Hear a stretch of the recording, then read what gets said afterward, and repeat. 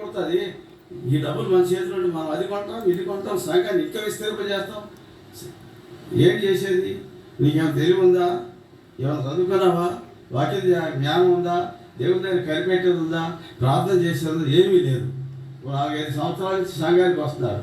కొన్ని వయసు చూస్తేనేమో 30-35 ఏళ్ళు లోపలే. వీళ్ళు సంఘ పెద్దలు. అవసరం అది మినిమం 50 ఏళ్ళు దాటాలి సంఘ పెద్దగా ఉండాలంటే, గుర్తుపెట్టుకోండి. ఆ లోపల ఉన్నాడు ఎవరిని ఎంటర్టైన్ చేయకండి సంఘ పెద్దలారా. ఒకవేళ మీకు ఉపయోగపడతానని డీకెన్గా పెట్టుకోండి, సహకారిగా పరిచారకులుగా పెట్టుకోండి. ఎలీషా అంతటోడే పరిచారం చేయడానికి వచ్చాడయ్యా. ఎలీషాకి ఏం తక్కువ ఉంది? 19వ అధ్యాయం 1 రాజులు 19 వచనం చూసుకొని ముగించుకుందాం. ఎన్ని అరకలు ఉన్నాయంటే ఆయనకి? 12 అరకలు. ఎడ్లను 12 అరకలతో పొలం దున్నిస్తూ 12 అరక దాని దోస్తారంట. మీరు పొలం దున్నోడు ఎప్పుడైనా చూసారా?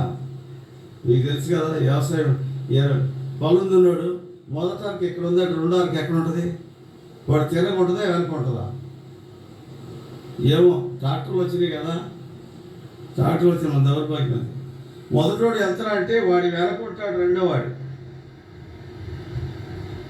ఎలీషా ఎక్కడున్నాడు? ఆఖరోడు. ఎలీషా ఎక్కడున్నాడు? ఆఖరి. అంటే ఆఖరోడు ఏం చేస్తాడంటే వీళ్ళందరూ ప్రతివాడు సార్లు కలుపుకొని వెళ్తున్నారా లేదా అని వాళ్ళ పనులు పరీక్ష చేస్తున్నాడు. ఎవరు? యజమానుడు. ఒక అరకెట్లు రోజుకి ఎకరం పొలం దున్నుతాయండి. ఆడతా పడతా దున్నేస్తాయి. 12 అరకలు అంటే ఎన్ని ఎకరాలు దున్నొచ్చు రోజుకి? 12 ఎకరాలు. దుక్కులు ఎన్ని దినాలు తాగుతాయి? 4 రోజులు తాగుతాయి. 30 రోజులకి ఎన్ని ఎకరాలు దున్నొచ్చు? 30 12 360. 360 ఎకరాలు ఆసామి కొడుకు ఎలీషా. మరి అంత ధనికుడు కుమారుడు. ఇవాళ మనకు 1 ఎకరం పొలం ఉంటే బాబు బుల్లెట్ లేకపోతే బండి ఆ ఇంట్లో వచ్చి రోడ్డు ఎక్కడో 1 ఎకరం పొలం ఉంటే ఇంకా తర్వాత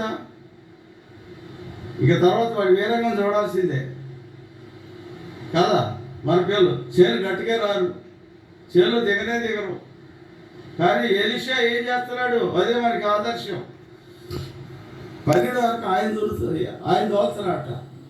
ఈ కాలం కూడా అయితే చేను గట్టి మీద కూర్చొని వాళ్ళ ఆయన మీద కథలు చేస్తున్నాడు. ఈ కాలం కూడా అయితే ఎలీషా పోయి దుప్పటి ఆయన మీద వేసాడంట. దుప్పటి దేని గుర్తు?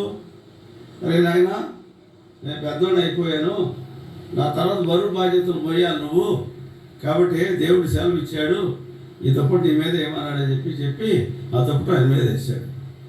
వేటలు పోయి మా అమ్మ నాయనకి చెప్పొస్తాను, మాట చెప్పొస్తాను. పోయి ఇంటికి పోయి ఆ కాడిగడ్డలను వదిలించి ఇంట్లో ఉన్నందరూ భోజనం పెట్టేసి వచ్చి ఏలియాను వెంట పెట్టుకొని ఏలియా వెంబడిస్తూ పోయినాడు. 3వ అధ్యాయం 11 వచనం వచ్చేసరికి 2వ రాజుల్లో అతని వద్ద విచారణ చేయనట్లు యెహోవా ప్రవక్తలు ఎవడైనా ఇక్కడ ఉన్నాడా అని రాజు యెహోషాపాతు అడిగితే ఇశ్రాయేలు రాజు చెప్పిన మాట ఏంటో తెలుసా? ఏలియా చేతుల మీద నీళ్లు పోయిచు వచ్చిన షాపాతు కుమారుడైన ఎలీషా ఇక్కడ ఉన్నాడు.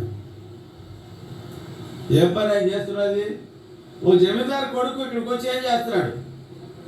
ప్రవక్త. ఆయన గొంగళేసి తిరిగేవాడు. ఎవరు? ఏలియా.